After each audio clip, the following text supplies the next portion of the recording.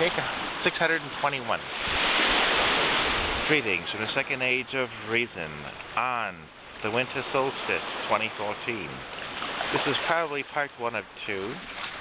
I tried doing it all in one video and it just didn't seem to fit together well, so I'm doing it in 2 separate parts. And so the first part is I just wish to talk about a recent development in Israelstein, you know, that country in the Middle East and the Mediterranean, and they have decided to make an official law declaring themselves a Jewish state.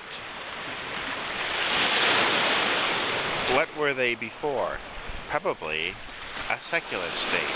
A secular state like America was meant to be, where it didn't matter what religion you were, it shouldn't matter what color you were, or what sex you were, it's just all men are created equal. And even though in the 1700s that may have meant something different than it means today, we'll take that at face value in today's jargon, all men are created equal. So when you define a law like that, does that mean that some men are more equal than other men, or women, or whatever? So I just want to bring that forth because it's kind of the cornerstone of our democracy, and to say that your country is going to be a specific religion, you are now becoming some sort of a theocracy.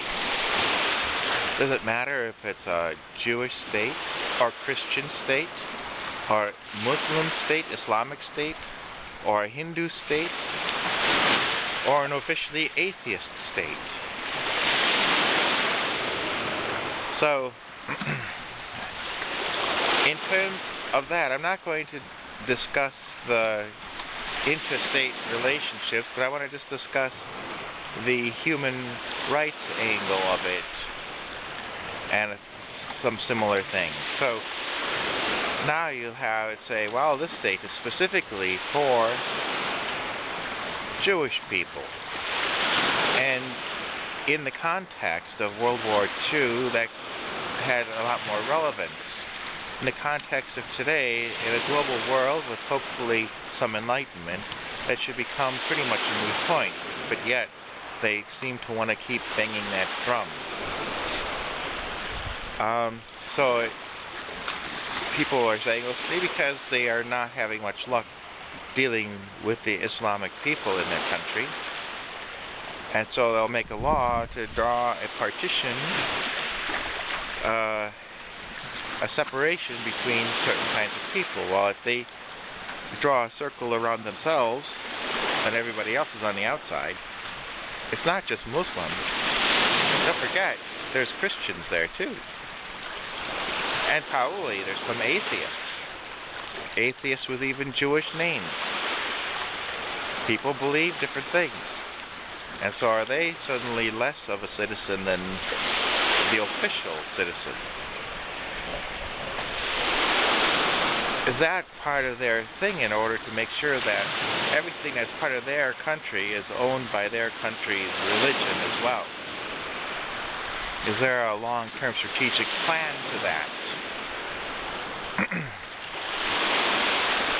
I'll repeat that. Is there a long-term strategic plan to that?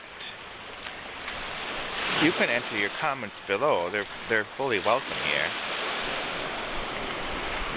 One of my opinions, only an opinion, is that in this modern age, racism and certain things about religion, it's like if you criticize a race, you're a racist. And if you criticize a religion, they right away brand you as some sort of a hate crime person. So are they erecting this religious boundary around themselves to shield them from criticism, so that if you would criticize them, you could be branded a racist or a hate crime person? Although technically I don't think that Jews are a race. I think they're just people like everybody else. but I'm sure they still are trying to maintain the old paradigms, maintaining their own separate enlightenment. So that's just my take on it, that they are starting to feel the criticism, and they don't want to hear the criticism. So by surrounding themselves with a shield of religion, or of race, if they want to call themselves that, they can claim that any criticism is coming from somebody who's being racist or espousing hate, which probably is not the case.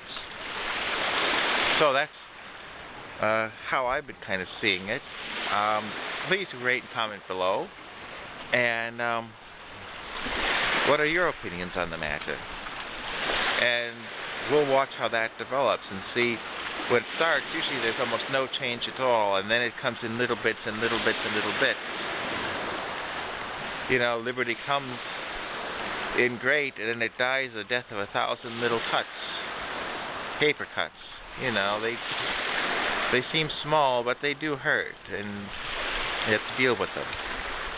So, until later, we'll be seeing you.